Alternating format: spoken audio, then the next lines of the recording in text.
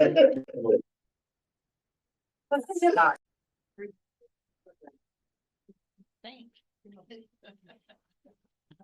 I'm Jen. I'm an alcoholic. Ooh, I was kind of hoping that the Super Bowl would like kind of clear somebody out of here, but I guess not. It's a little intimidating to speak when like half the people in here have a big book older than me. But I'm gonna give it a go. Happy birthday, Mindy. It's been great knowing you over the years. Kind of what Paula said, my story doesn't start quite like everybody else's. I grew up in an alcoholic home, but it looked really nice on the outside. It was a big family. We lived with my grandma, 3 of my uncles and their wives, my brothers, who were a lot older than me. And there were always just people. I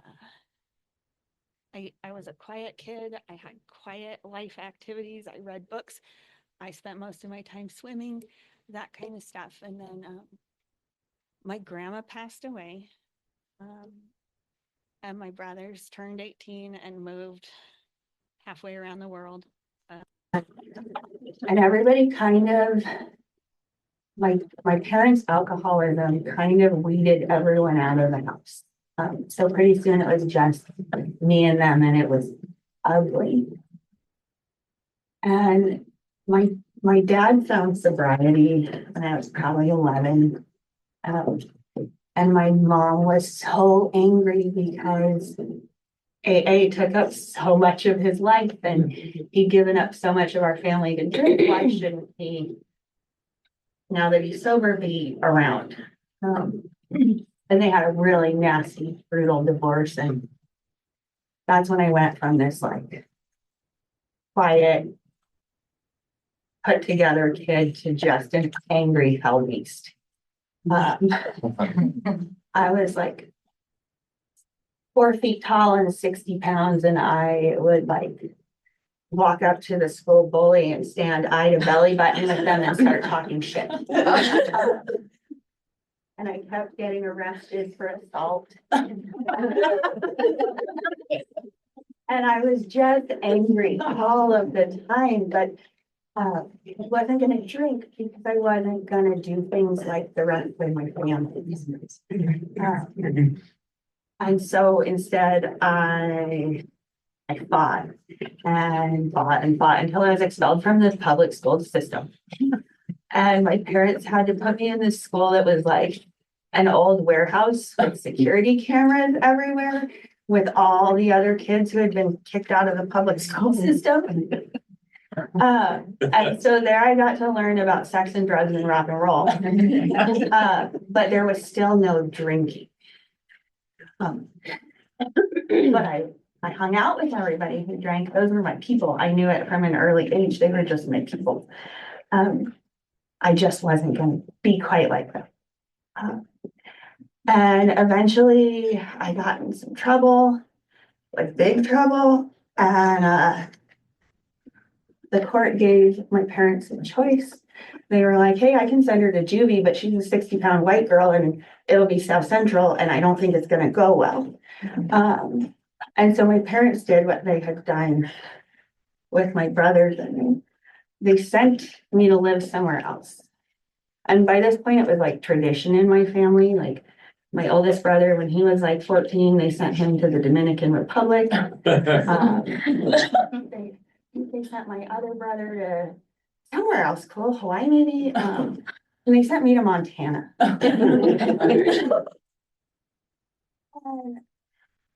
And we got here, and like my mom was like, oh, we're moving to Montana. And I was like, oh, that's lame, but okay. And we got here, we walked into this huge wooden house, and the guy that owned it looked like a cross between Papa Smurf and ZZ Top. And he had these like rainbow suspenders, and my mom was like, so surprise, this is Larry, and you're moving to Montana, but I'm not. And she left me there, and it was a home for girls who weren't like compatible with society. And I lived there. Well, at first they were like, so you are eventually going to live with us, but first you're going to live in the woods. And I tell this story a lot because it had a lifelong impact. But I was in the woods with this man in his 50s, and at the time I was like 14. His name was Jack. And I've since heard him described as a tree with human characteristics. Because I followed this man 20 miles through the woods a day, screaming every profanity you could think of, and I even made new ones up. And he would just sit and smile and enjoy the birds and the scenery and kind of gently watch me come apart. And he would say things like, wow, I'm sure glad you took that rest on the side of the mountain today, because otherwise we wouldn't be walking in the dark. We'd have a fire and we wouldn't be able to see all these beautiful stars. What I didn't get, right, is that we had somewhere to be at the end of every day. And I just didn't get to know where that place was. And the only choice I had was like how tired I was going to be when we got to that place. And now that's definitely the way I think about my relationship with my higher power, right? Like I have somewhere to be at the end of every day. And I don't know where that place is. But I get to decide how tired I'm going to be when I get there. And I found out after I got out of the woods that like, as soon as you stop trying to like run the show, they'll pull your ass out of the woods. And for most people, that is 21 days. For me, it was 97. I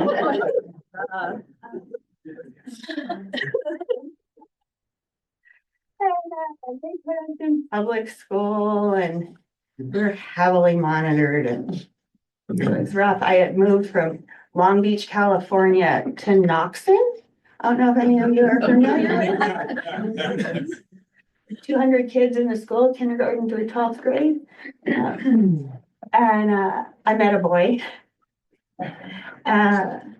And the first day I met him, he reeked of stale beer. And I could tell I'd seen him taking bong hits in his car. And I was like, this is the man for me. And so we kept that relationship hidden for the next couple of years while I lived this place. And eventually, you know, I'd had enough and I ran away in the night. I think I'd been there. And I was on the run. Wanted flyers everywhere and whatever. But my parents tried to take me home after that. But been so long since I lived with them and I really had no interest in being parented. So I moved back to Montana and I lived with my boyfriend and his mom. And there were really not a lot of rules. There were no rules. We got to do whatever we wanted. School was my choice. She'd wake me up in the morning and say, do you feel like doing this today? And that was the first time someone wasn't really like dictating my next step, and I thrived. So I finished school, moved to Missoula, and I started college. And I still had this high school boyfriend, and by the time we hit 21, he had developed epilepsy because of his drinking. And he was in St. Pat's on dialysis and kidney failure. And he still would tell me, like, I can't get drinking. I don't know how to be part of my family without alcohol, and I can't do it. And then I was so sick of alcohol in my life at that point, like, I just walked away. I met a boy first, and then I walked away. And this boy said the magic words to me. He said, I don't drink. And I didn't care about anything else. Like, that was it. That was all that mattered. And what he actually meant was, I had so many DUIs, I don't drink anymore.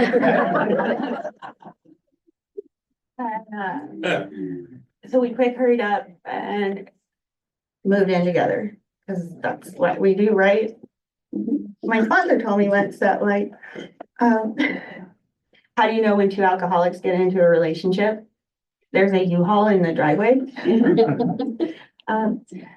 were planning this great big wedding and found out I was pregnant with my first baby.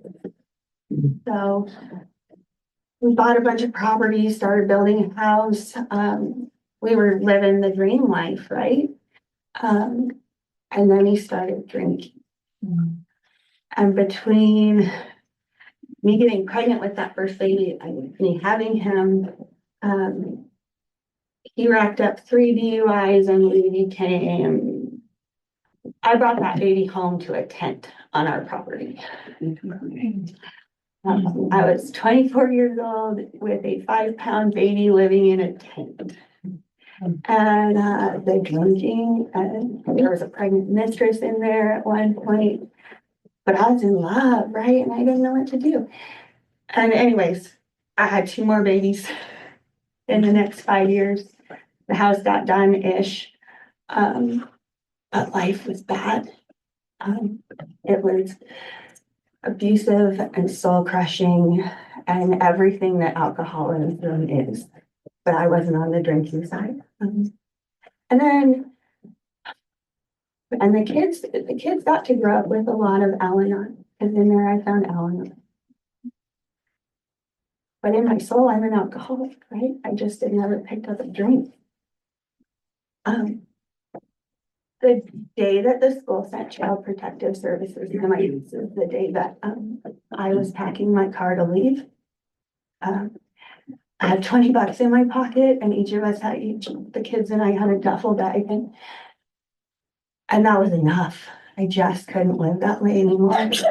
But I was broken, and I was hurting, and I was willing to do anything to not feel that anymore. And right around then is the time that someone handed me a drink, and for the first time in my life, it sounded a good idea. And I remember having one and then another. And I remember that night walking into the bathroom and looking in the mirror, and I was smiling. And it was the first time I had smiled in a very long time. And that was it for me. I was gone. It would be years before I drew another sober breath. In there, those kids who loved me so much, who had been their safe place for so long, they were afraid of me. They didn't want to be with me. I couldn't even, I had a psychological parenting evaluation in which I had accidentally gotten too drunk before I went. So I was doing outside issues in the bathroom to try and balance it out. That psychological evaluation did not come out in my favor. And it just, I couldn't be alone, but I didn't want anyone to know me, because then you would know how much I drank, right? And it just, there was nothing that I could stay sober for. And drugs came into my story, but only so that I could keep drinking. I lost everything. I took jobs where the bar was set so low I couldn't possibly fail. I sold my marital house, and that was kind of cool for me because I got to drink tens of thousands of dollars in a very short amount of time, right? And if I had had to maintain responsibility during that time, I could have dragged out my bottom a lot longer. And it was ugly. Someone who had damaged me so much, got full custody of my kids because I had zero ability to show up. Nothing mattered to me except staying in this state of numb, but it didn't even really work anymore, right? Like I think about drinking as like 3 parts, right? There's the part where it's fun, and then there's fun and problems, and then there's just problems. And I still always wanted to chase that fun I had at the beginning without ever realizing like that part was used up for me and gone. So I was drinking and drinking and drinking and burning my life to the ground and blaming everyone else, right?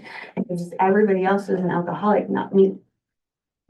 You all were the ones that ruined your lives and drank to excess and hurt everybody. It wasn't me. And I know that I'm an alcoholic. I'm not a problem drinker or a heavy drinker. Because as an alcoholic woman, I found myself in situations that could no longer be called a party.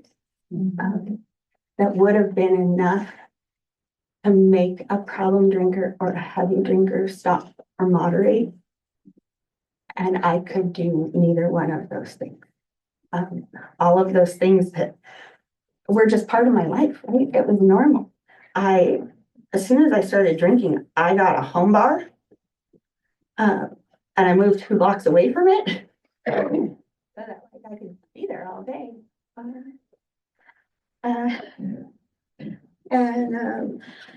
Let's see.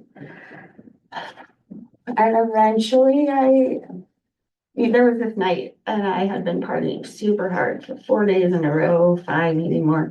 So I was gonna have an easy night. And I was so proud of myself because I had only had like 5 drinks at the bar and I was home.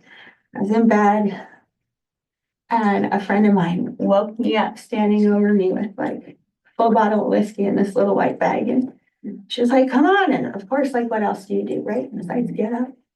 And that was the night I met my husband.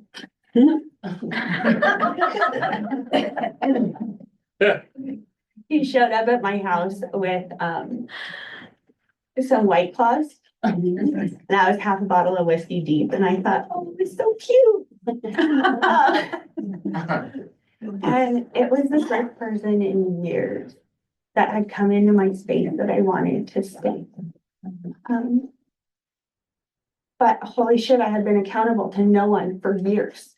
I had been sober not 1 minute for years. And so like I wanted to be in this relationship, right? Like I did, but I didn't want to be accountable.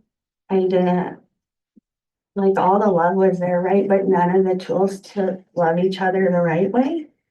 And man, it got ugly sometimes. And we drank and drank. We were best drinking buddies. And then there was a night that it wasn't so fun, right? It was his birthday and he was working all day. And I was really angry at him because I had gotten too drunk to do anything special. Like I was hammered. So he got home and I was mad. And we tried to take my engagement ring back. And all of a sudden, like 25 years of completely unacknowledged rage came out of me that. But of course, you know, when the cops got there and asked if I was intoxicated, I was so he spent the next couple of weeks in jail, and I woke up the next morning completely disgusted with myself. Right? I'm not a person that could have ever quit drinking for somebody else. Right? Nobody else ever. I had to get to a point where I was so disgusted with myself. I'm so, like, I really understood what the book means when it talks about pitiful, incomprehensible demoralization. I lost everything in my life. I could happily let it go just to chase oblivion. And I had nothing, right? And that's when I came in here. I didn't go that gracefully. I didn't just float in here one day deciding I was gonna get I detoxed at home, I had COVID, I had a concussion, I was beat to shit, and I did not realize what would happen to me when I quit drinking. I shook, I threw up, I hallucinated, I couldn't stand, I couldn't walk. I had to sleep in one of my kids' beds because it was next to a window, so I could just roll over and throw up out of it. And that was with people coming over and giving me little airplane bottles of booze. I'm very sure that I would have died with that kind of. And I still wasn't sure I wanted to quit drinking, guys. Like, I wasn't entirely sure I was the problem. And I, after I finished detoxing, I had signed up to like flip burgers at a charity event at a bar. And I thought I would be fine, right? I haven't had a drink in a week. And I went and sat down a pint glass of whiskey next to me while I was flipping burgers, and I picked it up and gulped it all down in one sip. And that's when I knew I had zero chance whatsoever of doing this without themselves. My husband had gotten out of jail. We had a no contact order. The only place we were allowed to see each other was in AA. Which, yeah, and right, we went to so many meetings, guys. But the beautiful part was that we were separated in early sobriety. We got to put all of our energy and all of our hurt into getting better. I walked into the rooms of AA and I knew what Al-Anon had done for me, and it saved me, right? And I decided to believe that AA could do the same, right? I was killing myself and I was hurting everyone that mattered. And I came in, Sid was chairing my first meeting, and she sat there and she talked about all of the things I had been trying for years to hide. The driving drunk with my kids, the sobbing in the night because of the lonely desperation. All of those things I didn't want anyone to know about. Everyone was just talking about openly and freely. And I sat all the way down. I was willing to do whatever it took. And for my first 30 days, whatever it took was every time I left my house, I had to call someone from my phone list because I didn't trust myself to make it from point A to point B without a drink. If I slipped into autopilot at all, I ended up in the bar parking lot. And I shook for weeks, and I couldn't sleep, and I poured sweat, and I hated every minute of it, and I don't ever want to do it again. 30 days in, I got a sponsor. I had tried to read the book before that, right? And it was just words on a page. My brain didn't work very well. It had been years since I read a book. And I found a great sponsor who knew the book. And she sat down with me and she read it with me. And she helped me to see myself in it and to see how it was telling the story of me and of what had happened and what was happening and what would happen if I kept going.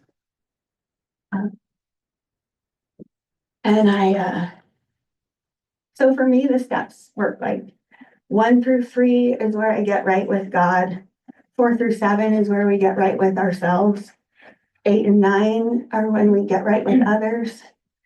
And 10, 11, and 12 are how we stay right with the world. So for me, like step 1 is really in that quiet place inside where no one else ever gets to know. Step 1 for me means in that place, I know who I am and what I'm capable of. That I'm an alcoholic, and if I pick up a drink, I am gone. I heard someone say in a meeting once that they didn't have too many consequences to their drinking. They only just lost their whole soul. And I had never related to anything more than that. I was such a shell of a human when I started this. Step step two, like, I could look around and see you guys were sane. And when I heard you talking about your drinking, I knew that you hadn't always been, right? You were just like me. Step three, right? For me, step three, like, getting sober isn't a promise to me that my life's gonna get easy. And I think about step three, like, I made a decision to turn my will and my life over, right? That means I'm living in my higher powers will, hopefully. And that I want to be of the utmost usefulness to my higher power and to myself. And to believe that exactly as I am, that that's what I am, seems off to me. So the way I think about it is to do that, I have to keep learning and I have to keep growing. And sometimes that's so fucking uncomfortable. But I learned so much when I'm willing to dive into my discomfort, right? The last time I felt the desire to burn my life to the ground, instead of doing it, I got to look at why. And yeah, I got to develop a relationship with my higher power, which is what keeps me sober. By the time I got done with steps 4 and 5, like reading it out loud, I was sick of my own bullshit. There were definitely some themes in there. Right? I hate you because you made me feel. All of those. And to me, like step 6, right?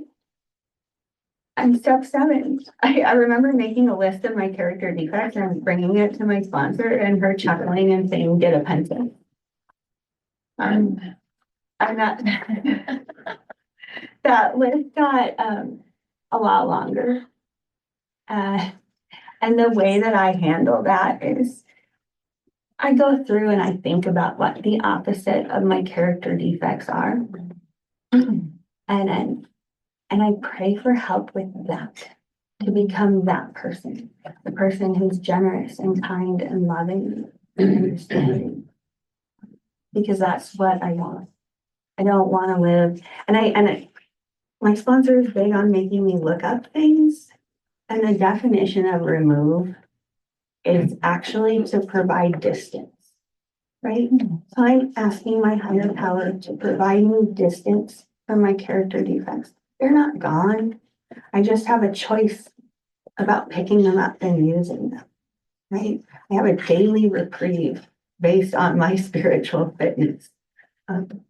Because if I decide that I don't want a God and I don't want a program, those character defects are just right there waiting for me. And how much of a distance I get depends on how hard I work this program.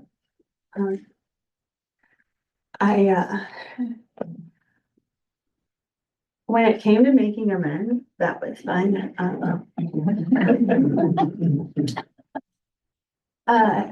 Because there's part of me, right, that doesn't want to make an amends to someone I'm never going to get an apology from for the way they behave towards me. But the reality is I remember sitting there telling my sponsor the list of people that I wasn't ever going to get there with. My ex-husband being one of them, and I was sharing about this in a meeting just the other day. He was the first and easiest amends that I made. Because that time in my life changed me fundamentally as a person, right? I wouldn't be who I am with the life that I have without all of that damage. And I can find the gratitude in that. My mother-in-law, I got to make amends to her, and that was really tricky for me because I meant everything I've ever said to her.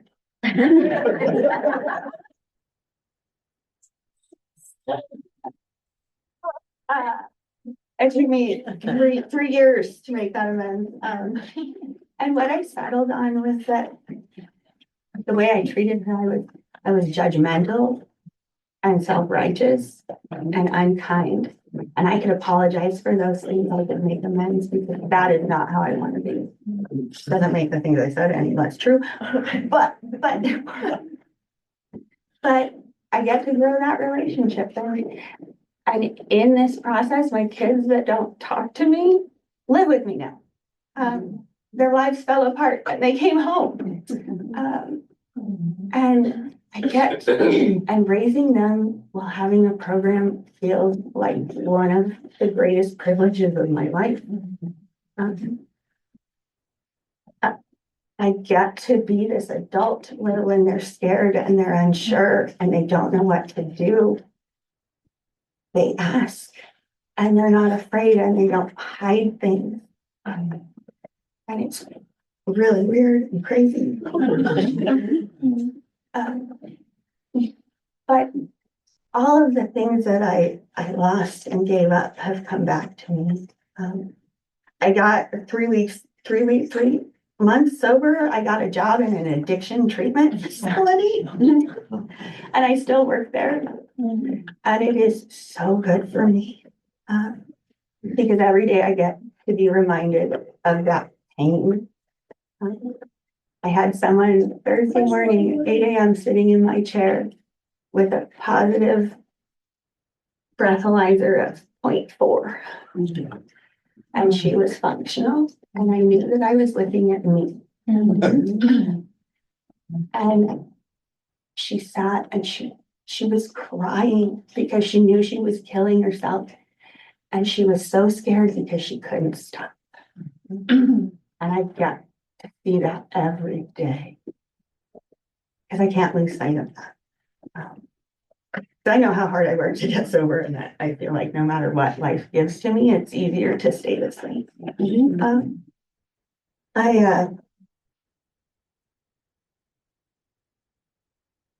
Last summer, my mom got really sick. She's almost 80, so it was a big deal. She was in intensive care in Nevada. And I was in a position where I could just get on a plane and go. My life has shaped itself into a place where I can do that without losing my home or my job or anything. And my brothers live all around the world, and it was just me and my mom. And the doctors were telling me she was dying, and she was telling me she was dying. And she lives on this little mountaintop outside of Reno. And it's like an 8-mile drive, and you gain 7,000 feet in elevation when you make the drive. And right, my life has been a mess, the whole thing. Every time that things were bad or I was losing big, I went home to my mom, right? And so this drive is familiar to me. There's something about this mountain that makes me want to fight with God, right? And I've spent a lifetime driving on this mountain, screaming at God about how things are supposed to work out, what I need to have, what needs to happen next, and all of the things that I needed. And this year, the drive wasn't any different. I was taking care of my 87-year-old uncle at the top of the hill and my mom in intensive care, and wondering how the fuck I became that responsible human. With my brothers calling me from Indonesia saying, you need to make choices. Tell us what to do. There was a moment there I didn't want that responsibility. I wanted to be a drunk again. And I found myself on that hilltop, right? Fighting with God again, perdition held. That's my jam. And but this time, what I was crying and screaming and begging for was to hold on to my sobriety, because that was all I needed. Life was so hard, and all I felt like I needed was to stay sober. I've been here long enough that I know that if I'm sober, I can show up for life, no matter what it looks like. I got married in an AA meeting. I mean, you were there. Um, And it's a good reminder for me when I look at my marriage license, because I'm the only person on that piece of paper that hasn't relapsed. And it's not like some weird flex to me. It's actually incredibly humbling, because it reminds me how tenuous our sobriety is and what a gift that it is. My husband and I have very different sobriety dates. Because this is the first part of my story that doesn't start with, I met a boy. Right, I came into AA, and for the first time in my life, I asked women for help. I wanted the women of AA to teach me how to be a sober alcoholic woman. And that happened. Yeah, and like I said, my husband and I have different sobriety dates because my sobriety is low. And I'm the most favorite human being in the entire world. But if he threatened my sobriety, I could walk away. Because it comes first. Because without it, I have nothing except pitiful, incomprehensible demoralization. And I get have a job that I love and kids that I love, and I know that I'm not entitled to a relationship with them just by virtue of having given birth to them, right? And that's beautiful, to be able to treat them as a whole little human being. A lot of you know my dog Jack. He goes to the zoo. I had to put him to sleep this month. And he had a big part of a lot of people's sobriety. There are so many newcomers from the last couple of years that have a story about their first meeting in this dog. And it was so hard and so painful. And I was so grateful to you guys and this program, because I wasn't so afraid of my own grief that I made my friends suffer. Right? And I let people help me. And someone said, hey, can I make you dinner tonight? I got to say yes, instead of I'm fine. I get this whole life because I let people know me. I get to sponsor other women and watch them grow and change. I get a relationship that's worth having. I get a higher power, and that is the reason I'm okay being alone. I never feel alone anymore, right? If I have a chance to be separated from human beings, it's just a chance for me to deepen that connection. There's not a fear in loneliness anymore. And if I'm lonely, it's a choice. I am a member of Alcoholics Anonymous. And if I am lonely, it's because I'm actively choosing to be. Okay. But I don't know if I have. I've just seen so much suffering from alcoholism, just even in the last week, that it makes me so grateful to still have this.